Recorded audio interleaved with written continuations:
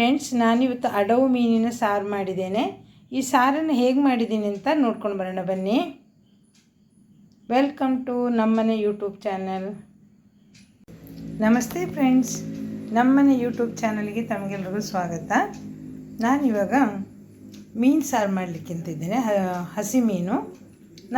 ನಮ್ಮನೆಗೆ ತಂದಿರೋ ಈ ಮೀನಿನ ಹೆಸರು ಅಡವು ಅಂತ. ಮೀನುಗಳಲ್ಲಿ ತುಂಬ ಥರದ ಮೀನುಗಳಿವೆ. ಅದರಲ್ಲಿ ಬಂಗಡೆ, ಬೂತಾಯಿ, ಕುರ್ಚಿ, ಹೀಗೆ ತುಂಬ ಹೆಸರುಗಳಿವೆ. ಅದರಲ್ಲಿ ಈ ಅಡವು ಮೀನು ಸಹ ಒಂದು. ಮೀನು ಜಾತಿಯಲ್ಲಿ ಇದು ಸಣ್ಣ, ಇದರಲ್ಲಿ ಇನ್ನೂ ದೊಡ್ಡದು ಬರ್ತದೆ, ಸ್ವಲ್ಪ ಇದರ ಡಬಲ್ ಸೈಜ್ ಬರ್ತದೆ. ಇದೇ ಥರದ ಮೀನು ಒಣ ಮೀನಲ್ಲೂ ಸಿಗುತ್ತೆ. ಅದೆಲ್ಲ ಸ್ವಲ್ಪ ಕಾಸ್ಟ್ಲಿ ಮೀನು. ಅದು ಒಣಗಿದ ಮೀನಲ್ಲಿ ಈ ಮೀನು ಸಿಕ್ಕಿದರೆ ಅದು ತುಂಬ ಕಾಸ್ಟ್ಲಿ ಆಗಿರ್ತದೆ. ಈಗ ನಮ್ಮಲ್ಲಿ ಇದು ಹಸಿ ಮೀನು ತಂದಿದ್ದೇವೆ ನಾವು ಇವತ್ತು, ಸ್ಪೆಷಲ್ ಏನಾದ್ರು ಮಾಡುವ ಅಂತ. ನಮ್ಮಲ್ಲಿ 1 kg ಅಡವು ಮೀನು ತಂದಿದ್ದಾರೆ. ನಾನು ಈ ಮೀನನ್ನು ಸಾರು ಮಾಡಿಕೊಡ್ಲಿಕ್ಕೆ ನೋಡಿ ಆಲ್ರೆಡಿ ಮೆಣಸನ್ನು ರುಬ್ಬಿ ಇಟ್ಕೊಂಡಿದ್ದೀನಿ. ನಾನೊಂದು 15 ಬ್ಯಾಡಗಿ ಮೆಣಸು, ಹಾಗೆ ಗುಂಟೂರು ಮೆಣಸು ಅಥವಾ ನಮ್ಮ ಖಾರದ ಮೆಣಸು ಹೇಳ್ತೀವಲ್ಲ, ಉಂಡೆ ಮೆಣಸು ಥರ ಬರ್ತದೆ, ಅದು ಊರಿನ ಮೆಣಸು ಅಂತ ಹೇಳ್ತೀವಿ. ಅದನ್ನು ಒಂದು 10 ಮೆಣಸನ್ನು ಹಾಕ್ಕೊಂಡಿದ್ದೇನೆ. ಹಾಗೆ ಒಂದು 25 ಮೆಣಸು ಇದಕ್ಕೆ ಹಾಕ್ಕೊಂಡಿದ್ದೇನೆ. ಹಾಗೆ ಅರ್ಧ ಇಂಚು ಶುಂಠಿಯನ್ನು ಕಟ್ ಮಾಡಿ ಇದಕ್ಕೆ ಹಾಕ್ಕೊಂಡಿದ್ದೀನಿ. ಒಂದು 4 ಹೆಸರು ಬೆಳ್ಳುಳ್ಳಿ, ಅರ್ಧ ಈರುಳ್ಳಿ, ಹಾಗೆಯೇ ಒಂದು ಹುಣಸೆ ಹಣ್ಣನ್ನು ಒಂದು ನೆಲ್ಲಿಕಾಯಿ ಗಾತ್ರದಷ್ಟು ಈ ರುಬ್ಬುವಾಗ ಈ ಮಸಾಲೆಗೆ ಹಾಕ್ಕೊಂಡಿದ್ದೇನೆ. ಅದನ್ನು ನಂಗೆ ತೋರಿಸ್ಲಿಕ್ಕೆ ಆಗಲಿಲ್ಲ. ಹಾಗೆಯೇ ಈಗ ನಾನು ಒಗ್ಗರಣೆ ಮಾಡಿಕೊಳ್ಳಿಕ್ಕೆ ಒಂದು ದೊಡ್ಡ ಈರುಳ್ಳಿಯನ್ನು ತೊಗೊಂಡಿದ್ದೇನೆ. ಸ್ವಲ್ಪ ಶುಂಠಿಯನ್ನು ನೋಡಿ ಈ ಥರ ಸಣ್ಣಗೆ ಹಚ್ಚಿಟ್ಕೊಂಡಿದ್ದೇನೆ. 2 ಕಾಯಿ ಮೆಣಸು, 1 ಟೊಮೆಟೊ, ಒಂದು 8 ಎಸ್ಲು ಬೆಳ್ಳುಳ್ಳಿಯನ್ನು ಸಿಪ್ಪೆ ತೆಗೆದು ಸಣ್ಣಗೆ ಹಚ್ಚಿಟ್ಕೊಂಡಿದ್ದೇನೆ. ಹಾಗೆಯೇ ಸ್ವಲ್ಪ ಸೋಂಪು ಕಾಳನ್ನು ಒಗ್ಗರಣೆಗೆ ಹಾಕಲಿಕ್ಕೆ ಅಂತ ತೊಗೊಂಡಿದ್ದೇನೆ. ಈಗ ಮೊದಲಿಗೆ ನಾನು ಒಂದು ಮಣ್ಣಿನ ಪಾತ್ರೆಯನ್ನು ತೊಗೊಂಡಿದ್ದೇನೆ ನೋಡಿ. ಇದರಲ್ಲಿ ನಾನು ಈ ಸಾಂಬಾರು ಮಾಡಲಿಕ್ಕಿದ್ದೇನೆ, ಮೀನಿದ್ದು ಸಾರು. ನನಗೆ ತೆಂಗಿನಕಾಯಿ ಹಾಕ್ಕೊಳ್ಳಲ್ಲ, ಬರೀ ಮೆಣಸಲ್ಲೇ ಇದನ್ನು ಮಾಡಲಿಕ್ಕಿದ್ದೇನೆ. ನಾವು ತೆಂಗಿನಕಾಯಿ ಹಾಕಿ ಮಾಡ್ಬೋದು, ಆದರೆ ಮೀನಿಗೆ ಮೆಣಸು ಅಲ್ಲಿ ಮಾಡಿದರೆ ಅದಕ್ಕೊಂದು ಟೇಸ್ಟ್ ಮತ್ತು ಅದು ಹೊಲಸು ಕಮ್ಮಿ, ಇಲ್ಲಾಂದರೆ ಹೊಲಸು ಜಾಸ್ತಿ ಆಗ್ತದೆ. ಅದಕ್ಕೆ ಮೆಣಸನಿಗೆ ರುಬ್ಬುವಾಗ ಉಂಟಲ್ಲ, 1/4 ಸ್ಪೂನಷ್ಟು ಹಳದಿ ಪೌಡ್ರ್ ಅಥವಾ ಅರಿಶಿಣ ಪೌಡ್ರನ್ನು ಹಾಕ್ಕೊಂಡಿದ್ದೇನೆ. ಈಗ ಮೊದಲಿಗೆ ನಾನು ಸ್ಟವ್ ಉರಿಸ್ಕೊಂಡು ಕೊಬ್ಬರಿ ಎಣ್ಣೆಯನ್ನು ಹಾಕ್ಕೊಳ್ತೇನೆ ಒಗ್ಗರಣೆಗೆ.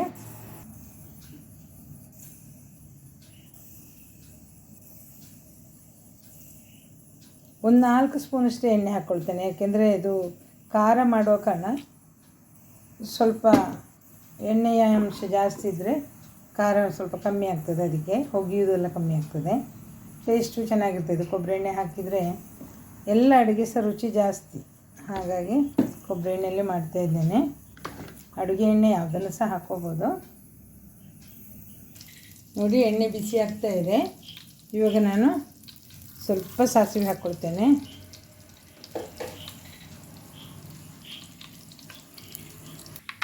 ಈಗ ಬೆಳ್ಳುಳ್ಳಿ ಹಾಕ್ಕೊಳ್ತಾ ಇದ್ದೇನೆ.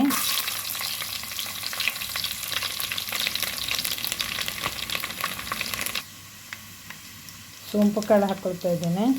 ಇದು ಮೀನಿನ ಸಾರಿಗೆ ಸೋಂಪು ಕಾಳು ಹಾಕಿದರೆ ಒಂದು ಪರಿಮಳ ಚೆನ್ನಾಗಿರ್ತದೆ. ಈಗ ನಾನು ಎಲ್ಲ ಕಟ್ ಮಾಡಿ ಇಟ್ಕೊಂಡಂಥ ಒಂದೊಂದೇ ಐಟಮನ್ನು ಒಗ್ಗರಣೆಗೆ ಸೇರಿಸ್ಕೊಳ್ತಾ ಇದ್ದೇನೆ.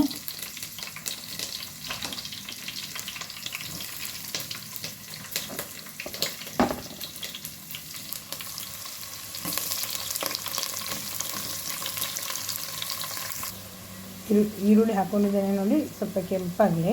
ಸ್ವಲ್ಪ ಉಪ್ಪನ್ನು ಸೇರಿಸ್ಕೊಳ್ತೇನೆ.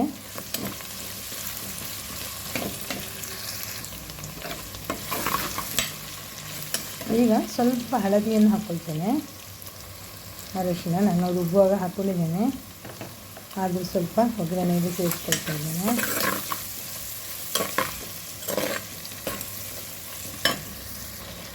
ಟೊಮೆಟೊವನ್ನು ಸಹ ಒಗ್ಗರಣೆಗೆ ಹಾಕ್ಕೊಂಡಿದ್ದೇನೆ, ಚೆನ್ನಾಗಿ ಬೇಯಲಿ. ಟೊಮೆಟೊ ಮೆತ್ತಗಾಗ್ತಾ ಬಂತು. ಇವಾಗ ನಾನು ಒಂದು ಅರ್ಧ ಸ್ಪೂನಷ್ಟು ಪೆಪ್ಪರ್ ಪೌಡ್ರ್ ಹಾಕ್ಕೊಳ್ತೇನೆ. ಮೀನು ತಿಂದು ಕೆಲವರಿಗೆ ಗ್ಯಾಸ್ಟ್ರಿಕ್ ಆಗೋದಕ್ಕೆ ಪೆಪ್ಪರೆಲ್ಲ ಹಾಕಿದ್ರೆ ಒಳ್ಳೆಯದು, ಶುಂಠಿ ಮತ್ತು ಪೆಪ್ಪರು.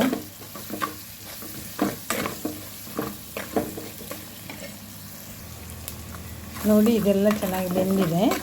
ಇವಾಗ ನಾನು ಇದಕ್ಕೆ ರುಬ್ಬಿಟ್ಕೊಂಡಂಥ ಮೆಣಸು ಸೇರಿಸಿದ ಮಸಾಲೆಯನ್ನು ಹಾಕ್ಕೊಳ್ತಾ ಇದ್ದೇನೆ.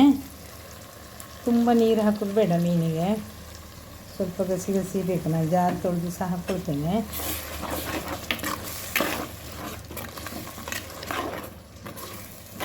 ಮಸಾಲೆ ಕಲರ್ ನೋಡಿ ಎಷ್ಟು ಚೆನ್ನಾಗಿ ಬಂದಿದೆ ಅಂತ. ನೋಡಿ ಇಷ್ಟು ನೀರಾಗಿದೆ. ಜಾಸ್ತಿ ನೀರು ಹಾಕಿದರೆ ಅದು ತುಂಬ ತೆಳ್ಳಗೆ ಅನಿಸ್ಬೋದು.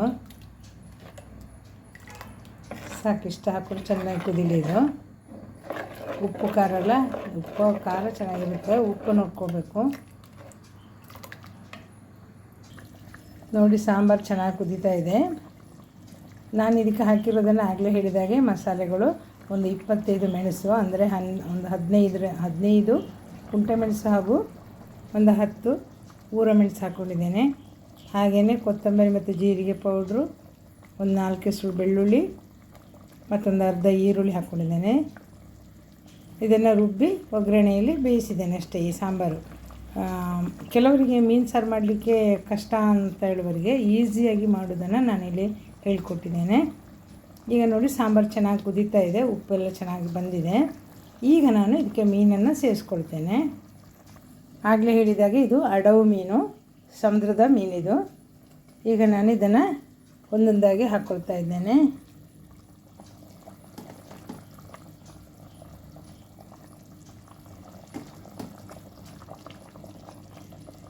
ಕಣ್ಣು ಬೇಡ ಅಂದರೆ ಮೀನು ತೆಗಿಬೋದು, ಆದರೆ ಕಣ್ಣಿದ್ರೂ ಒಳ್ಳೆಯದೇ. ಅಂದರೆ ದೊಡ್ಡ ಮೀನಿದೆಲ್ಲ ಹಾಕೋದಿಲ್ಲ ನಾನು, ಸಣ್ಣ ಮೀನಾದ ಕಣ್ಣು ಹಾಕ್ಕೊಂಡಿದ್ದೇನೆ. ನೋಡಿ ಕ್ಲೀನ್ ಮಾಡ್ಕೊಳ್ಳೋದು. ಅದಕ್ಕೆ ಎಷ್ಟು ನೀವು ವಾಶ್ ಮಾಡಿ ಲಾಸ್ಟಿಗೆ ಸ್ವಲ್ಪ ಉಪ್ಪನ್ನು ಹಾಕಿ ಚೆನ್ನಾಗಿ ಒಂದು 5 ನಿಮಿಷ ಕಲಸಿಬಿಟ್ಟು ಹಾಗೆ ಇಟ್ಟುಬಿಡಬೇಕು. ಇದರಿಂದ ಮೀನು ತುಂಬ ಕ್ಲೀನ್ ಆಗ್ತದೆ ಆಯಿತಾ. ಅದಕ್ಕೆ ಏನೇ ಇದು ಔಷಧಿ ಹಾಕಿ ಇಟ್ಟಿದ್ರೂ ಕೂಡ ಅದು ಉಪ್ಪಲ್ಲಿ ತೊಳೆದು ಹೋಗ್ತದೆ. ಹಾಗೆ ಎಲ್ಲ ಮೀನನ್ನು ಹಾಕ್ಕೊಂಡಾಯಿತು. ಬೇಕಿದ್ದರೆ ಒಂದೊಂದು ಕಟ್ಟಿಂಗ್ ಕೊಡ್ಬೋದು ಇದಕ್ಕೆ, ಈ ಮೀನಿಗೆ ಹೀಗೆ. ನಾನು ಕಟ್ಟಿಂಗ್ ಏನು ಕೊಡಲಿಲ್ಲ.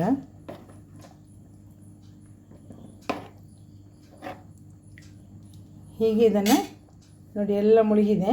ಇದಕ್ಕೆ ಈಗ ಮುಚ್ಚಳವನ್ನು ಇಟ್ಟು ಒಂದು 5 ನಿಮಿಷ ಕುದಿಸಬೇಕು. ನೋಡಿ ಚೆನ್ನಾಗಿ ಕುದೀತಾ ಇದೆ.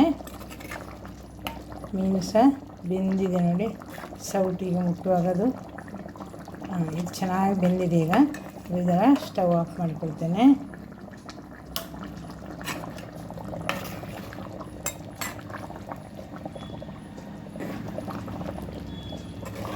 ಫ್ರೆಂಡ್ಸ್, ನೋಡಿ ನಾನು ಮಾಡಿರುವ ಮೀನು ಸಾರು ರೆಡಿಯಾಗಿದೆ. ಮಾಡಿರುವ ರೀತಿ ಹೇಗಿತ್ತು ನೀವು ಕಮೆಂಟ್ ಮಾಡಿ. ಹಾಗೆ ನಿಮಗೆ ಇಷ್ಟ ಆದರೆ ಲೈಕ್ ಮಾಡಿ ಮತ್ತು ಶೇರ್ ಮಾಡಿ. ನಮ್ಮನೆ ಯೂಟ್ಯೂಬ್ ಚಾನಲನ್ನು ನೀವು ಸಬ್ಸ್ಕ್ರೈಬ್ ಮಾಡ್ಕೊಳ್ಳಿ ಅಂತ ಹೇಳ್ತಾ, thank you watching for my videos. Thank you.